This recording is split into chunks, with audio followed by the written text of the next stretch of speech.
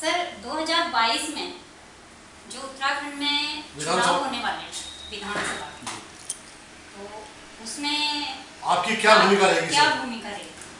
देखिए 2022 में इलेक्शन की तैयारी अब स्टार्ट होने वाली है और हम सोच रहे हैं कि उत्तराखंड के लिए कुछ करें, क्योंकि हमने हमारी जो जन्मभूमि है उत्तराखंड है और वहाँ के बच्चों के लिए हम कुछ करना चाहते हैं कि ताकि वो दिल्ली जैसे शहर में आके, अभी हमारे पास कई सारे लोग आते हैं तो वो आते जॉब के लिए आते हैं, कहते हैं कि हमें जॉब कर रही है, लेकिन उनको वहाँ के बच्चों को पता ही नहीं होता कि क्या करना है। जी जी। तो हम वहाँ के जो बच्चों को है कुछ ऐसी एजुकेशन देना चाहते हैं, वहीं पे हम उनको कुछ स्किल डेवलपमेंट से रिलेटेड कोर्स कराना चाहते हैं फ्री ऑफ कॉस्ट, ताकि मेरी ओर से, ताकि उनको आगे भविष्य में जहाँ भी जाए वो उनको एक रोजगार का अवसर मिल सके। इसलिए जो है हम 2022 में अभी हमारा मकसद है कि हम इतनी सरकारें आई, कांग्रेस ने, बीजेपी ने इतने सालों में वहाँ कुछ नहीं किया, लोग वहाँ बेरोजगार के बेरोजगार हैं, हर चीज़ की प्रॉब्लम है। शिक्षा, वहाँ का जो शिक्षा का स्तर सबसे नीचा है, जबकि हमारे उत्तराखंड में पूरे वर्ल्ड में सबसे नंबर 1 स्कूल हमारे उत्तराखंड के हैं, लेकिन वहाँ की जो शिक्षा है वो सबसे निचली स्तर पर है।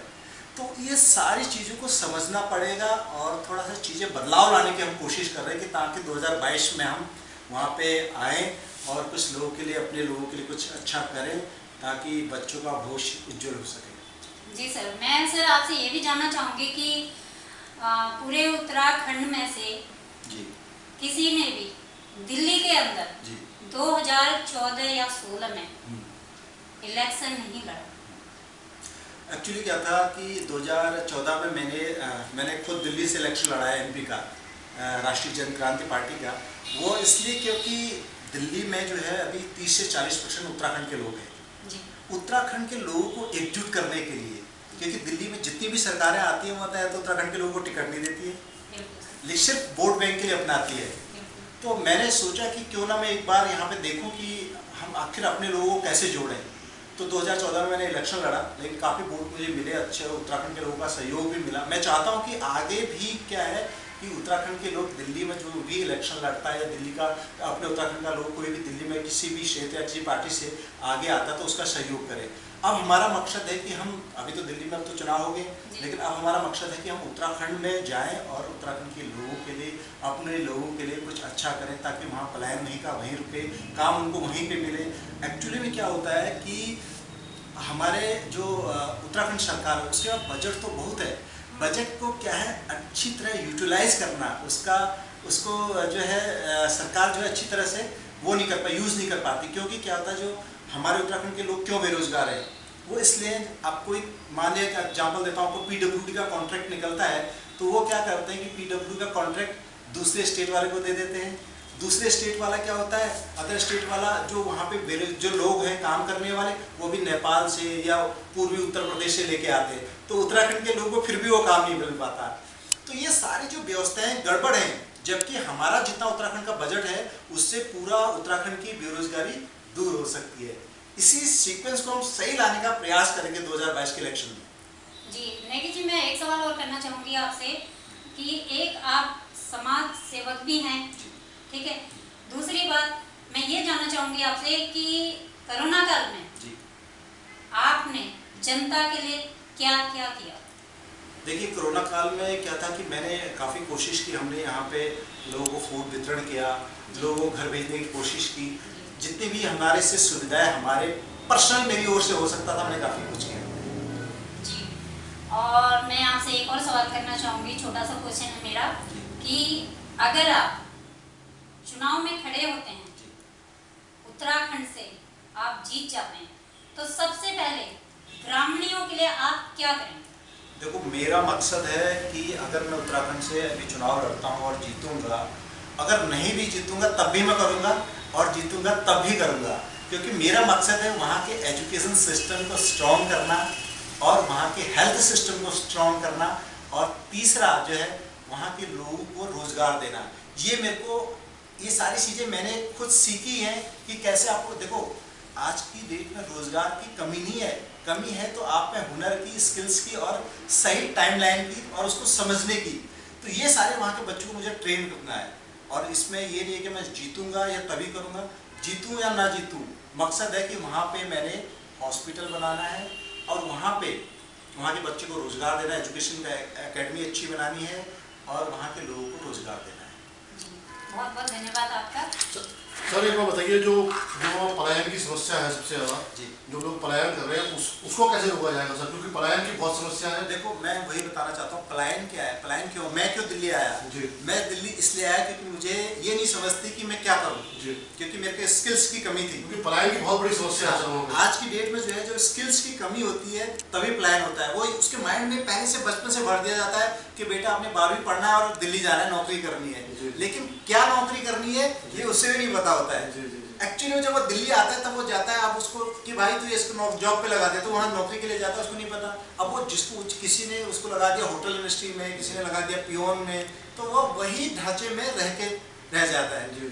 अगर हम उसको वही तैयार कर दें कि आपने IAS बनना है, आप उनका विजन एक क्लियर कर दें, आपने IAS बनना है, आपने कोई अच्छा ऑफिसर बनना है, आपने इसमें फौज में जाना है या आपने डॉक्टर बनना है, अगर हम उसका मतलब पूरा निर्धारित वहीं से बचपन से निर्धारित कर देंगे तो ये समस्या आएगी ही नहीं। क्योंकि उनका पहले से माता पिता से बचपन से डाल देते कि बच्चे 12वीं के बाद बेटा आपने जॉब करने दिल्ली जाना है, क्या करना है ये नहीं पता होता है, सिर्फ जॉब करनी है। उसको वहीं पे क्लियर करके आपको उसका विजन वहीं क्लियर कर दिया जाए, ताकि वो चीज़ें, ये जो जॉब यहाँ पे कर रहा है या बिजनेस जो यहाँ कर रहा है, आज की डेट में सबसे ज़्यादा जो अपॉर्चुनिटी है वो उत्तराखंड में है, पर्यटन में है, अन्य क्षेत्रों में है, हर जगह अपॉर्चुनिटी है। लेकिन वो कैसे ग्रैब करेंगे उसको, उनको पता ही नहीं है। इसी को हम वहाँ उनके लिए एकेडमी खोल के स्किल जो उनकी बेहतर करने की कोशिश करेंगे, ताकि पलायन वहीं रुके और लोगों को समझ आए कि हाँ हम यही कुछ कर सकते हैं। सर मैं आपसे ये पूछ सकता हूँ कि अभी कौन सी पार्टी से आप चुनाव लड़ने का विचार है आपका भविष्य में? अभी तो आपको सही कहें तो हम काफ़ी टाइम से पिछले आम आदमी पार्टी से हम जुड़े हैं। जी सर। और हमारी कोशिश है कि 2022 में हम आम आदमी पार्टी से वहाँ से चुनाव लड़ेंगे, क्योंकि दिल्ली की आप एजुकेशन सिस्टम आपने देखा होगा बहुत बेहतर है। क्योंकि आज जो दिल्ली के जो अपने गवर्नमेंट स्कूल हैं, इनका जो सिस्टम है मतलब प्राइवेट स्कूलों से भी अच्छा सिस्टम बन गया है। साथ में हेल्थ जो डिपार्टमेंट है, हेल्थ में बहुत अच्छा काम किया है। तो यही हमारे उत्तराखंड की जो दो चीज़ें हैं, एजुकेशन, हेल्थ और रोजगार, इन 3 चीज़ों को लेके करेंगे तो उत्तराखंड में मतलब एक अच्छी अपॉर्चुनिटी भी आएगी। उत्तराखंड के लोग ना पलायन कर पाएंगे, वहीं उनको सब कुछ मिल पाएगा। अभी सर वहाँ केजरीवाल साहब गए थे, अभी उन्होंने कहा था कि मैं 300 यूनिट बिजली फ्री दूंगा जी, और जो पुराने बिल आपके बकाया हैं वो बिजली के बिल माफ़ करे जाएंगे जी, और जो किसानों के बिल हैं उसको भी माफ़ किया जाएगा जी। तो इस बारे में आपका क्या विचार है सर? आप ये देखिए, उत्तराखंड में क्या है, मैं आपको बताऊं कि उत्तराखंड में सबसे ज़्यादा बिजली सस्ती है और उत्तराखंड में बिजली का जो बिल आता है वो इतना तो आता नहीं, कम आता है, क्योंकि वहाँ बहुत सारी चीज़ें पंखे आपके फ्रिज वगैरह नहीं चलते, बहुत सारी चीज़ें नहीं चलती जो पहाड़ी क्षेत्र में। लेकिन क्या है कि 300 यूनिट बिजली अगर उन्होंने दिल्ली में फ्री किया है तो वहाँ भी कर देंगे तो उनका नील आ जाएगा उनके, क्योंकि उनके लिए 100 रुपये भी बहुत ज़्यादा है। इसलिए अगर वो बिजली पानी फ्री कर देते तो बहुत अच्छा है। ये हमारी भी कोशिश है कि हम इसको करेंगे लागू। जी। और एजुकेशन के क्षेत्र में सर आप क्या उसमें वहाँ पे जैसे एजुकेशन के क्षेत्र में अभी जैसे सर सरकारी स्कूलों में वहाँ पे विद्यार्थी बच्चे वहाँ बहुत कम आते हैं जी, और मास्टर वहाँ देखे हमने सर वहाँ खाली स्कूल खाली होते जा रहे हैं धीरे धीरे। तो उसके लिए आप कैसे करेंगे सर? एजुकेशन सिस्टम क्या करेंगे आप उसके लिए उत्तराखंड में? हाँ, एक्चुअली क्या है कि एजुकेशन सिस्टम क्यों दूसरी जगह पढ़ने जाता है लोग, क्योंकि वहाँ जो है देखो टीचर को तो आप पे कर रहे हैं ना उतना ही पूरी कर रही है। लेकिन मैंने देखा कि उत्तराखंड गवर्नमेंट स्किल के लिए मतलब एजुकेशन इंग्लिश स्पीकिंग के लिए फिर से लोगों को हायर कर रही है, एक एजेंसी को हायर कर रही है जो बच्चों को वहाँ ट्रेनिंग दे। क्यों दे रही है? क्या उनके स्कूल में जो उन्हें टीचर अपॉइंट कर रखे वो इस काबिल नहीं है? तो इस पे क्वेश्चन मार्क होना चाहिए। उनके पास इतना टाइम है, वो बच्चों को अच्छा स्किल्स दे सकते हैं, अच्छी इंग्लिश स्पीकिंग दे सकते हैं, वो दे ही नहीं पाते। दे क्यों नहीं पाते? क्योंकि उनका विजन जो है वो है ही नहीं उस तरह का, क्लियरिटी नहीं है। इसको आपको एक प्लानिंग करनी पड़ेगी, टाइमिंग देना पड़ेगा, दबाव बनाना पड़ेगा, वही टीचर उनको स्किल अच्छी इंग्लिश दे सकता है और टाइम भी दे सकता है, टाइम भी बहुत सारा है। तो ये इन सारी चीज़ों को एजुकेशन सिस्टम इसीलिए तो वीक है। टीचर ऑलरेडी है लेकिन वो फिर भी क्यों नहीं पढ़ा पा रहे? क्योंकि सारी चीज़ें क्या फॉर्मेलिटी हो रही है। फॉर्मेलिटी का मतलब होता है आप जानते हैं, तो उसको स्ट्रॉन्ग करना पड़ेगा। जब स्ट्रॉन्ग होगा तो वो डिपेंड है कि सरकार क्या करती है। सरकार ही कुछ करने वाली नहीं होगी तो कहाँ से होगा? विजन वाले लोग तो चाहिए ना मिनिस्ट्री में। जब इनका विजन ही नहीं होगा कि आपको सिर्फ कुर्सी चाहिए, आप उसको डबल खर्चा कर रहे हैं। क्यों कर रहे हैं? क्योंकि आपको एजेंसी को दे दिया, इसको दे दिया, उसको दे दिया। इससे अच्छा है कि आप उन्हीं चीज़ों को ट्रेन करें, उन पर दबाव बनाएं, उन्हीं टीचरों को अच्छा करें, वो आपके उसमें आगे काम आएंगे। तो इससे आपका एजुकेशन सिस्टम थोड़ा सा अच्छा हो जाएगा। अब सर मैंने ये देखा है कि खुद मैं उत्तराखंड से बिलोंग करता हूँ, वहाँ पानी की बहुत ज़्यादा समस्या है, लोगों को पानी के लिए बहुत ज़्यादा मतलब दूर जाना पड़ता है वहाँ पे। तो इसके लिए आप क्या करेंगे जब पानी का? ये तो मैं भी जानता हूँ कि पानी, जैसे जब मैं उत्तराखंड में मैं वहाँ रहता था तो मैंने देखा कि पानी पहले तो नदियों में बहुत रहता था, आज नदियाँ सूखते जा रही है। इन पे थोड़ा सा उस पर्यावरण पे काम करना चाहिए वहाँ, मतलब हमें, और हम करेंगे भी।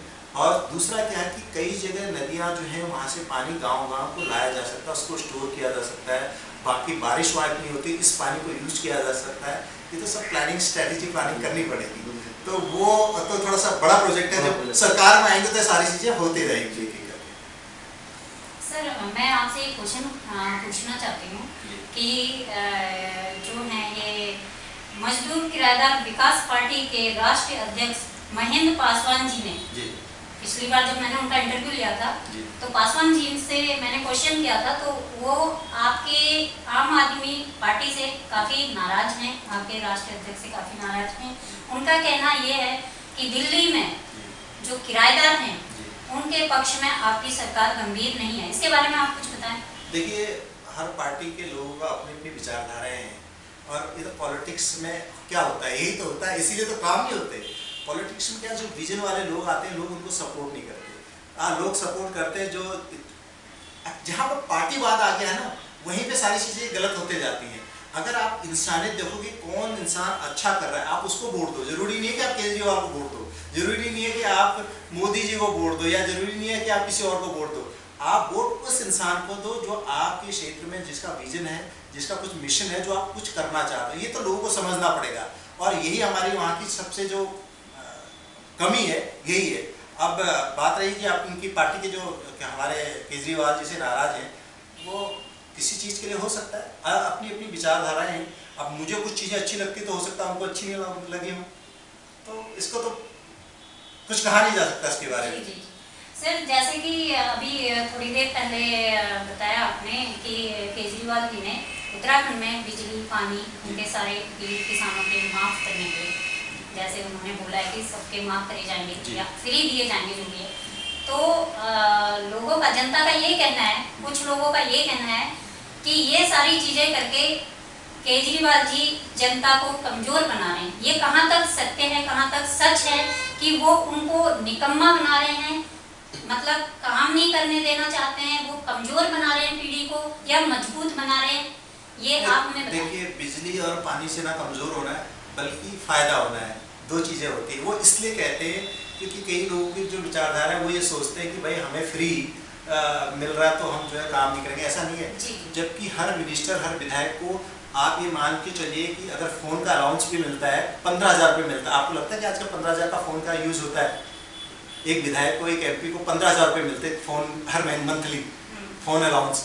तो फ़ोन किस बात का, अगर 300 में हो रहा है, 500 में हो रहा है, 1000 रुपये में हो रहा है, तो आपको 14,000, 15,000 क्यों मिल रहे हैं?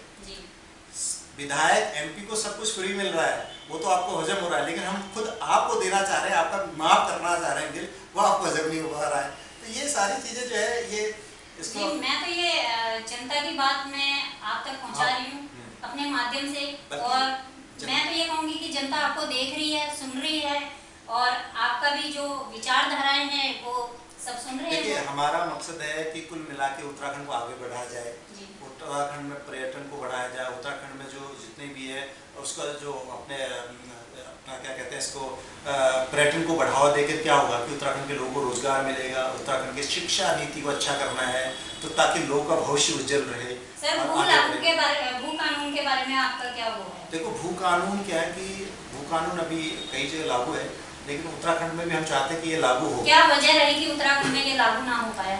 देखो, लागू ना हो पाया क्योंकि अब सबकी अपनी अपनी सिचुएशन है। कई लोग सेल करना चाहते हैं अपनी प्रॉपर्टी को, किसी के पास नहीं हो तो क्या करेगा, वो सेल करेगा। कोई चाहता कि हाँ करें, कोई चाहता नहीं। अपनी अपनी इसमें पार्टीवाद, जो ये जब कोई चीज़ राजनीतिक उसमें आ जाती है तो फंसती रह जाती है। इससे जैसे उत्तराखंड है, हिमाचल जी, हिमाचल और उत्तराखंड मेरे को लगता है कि दोनों बराबर हैं, लेकिन हिमाचल में भू कानून लागू काफी पहले हो गया जी। और उसी टाइम पे आपके उत्तराखंड में क्यों नहीं हुआ, क्या कारण रहा? ये तो सरकार, इसका दोष आप किस सरकार को देना चाहेंगे? बीजेपी भी है, कांग्रेस भी है, जब से दोनों सरकारें चल रही हैं तब से तो यही हो रहा है। अब हम चाहते हैं कोई नई सरकार है, तो नया कौन करेगा जब कोई नए लोग आएंगे जिनकी विचारधारा उतने सालों से पिछले से वैसी चल रही है, तो वैसी चलते जाएगी आगे। अगर आप नई सोच के व्यक्ति को नहीं लाओगे तो नई चीज होना मुश्किल हो जाएगा। नई सरकार आएगी तो अपने आप हो जाएगा। बहुत बहुत धन्यवाद सर आपका भारत पोस्ट में आप कीमती समय निकालने के लिए, और आगे भविष्य में भी आपसे हम वो चाहेंगे कि आप हमें अपना वो दें और हमारे भी जो वो है पत्रकार वो आपसे कुछ और सवाल पूछेंगी।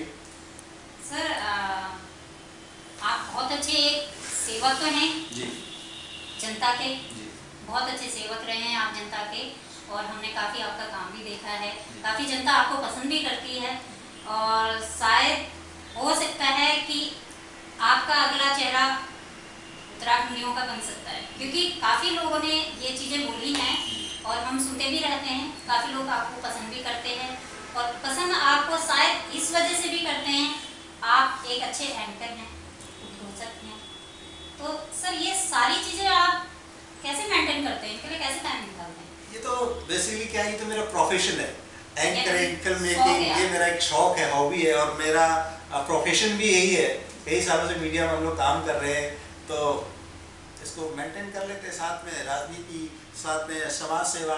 हमारा मकसद है कि कुछ हम करके जाएं। हम आए इसलिए मकसद होना चाहिए कि one time, life is one time, तो इस वन टाइम के लाइफ में कुछ यहाँ के मिट्टी का कर्ज को चुकाना है, तो हम चाह रहे हैं किसी न किसी प्रकार में हम कर्ज चुकाते रहें। आपने इतना कीमती टाइम हमारे भारत पोस्ट को दिया, इसके लिए बहुत बहुत धन्यवाद आपका। आइए चलिए हम चलते हैं अपने भारत पोस्ट की तरफ। नमस्कार।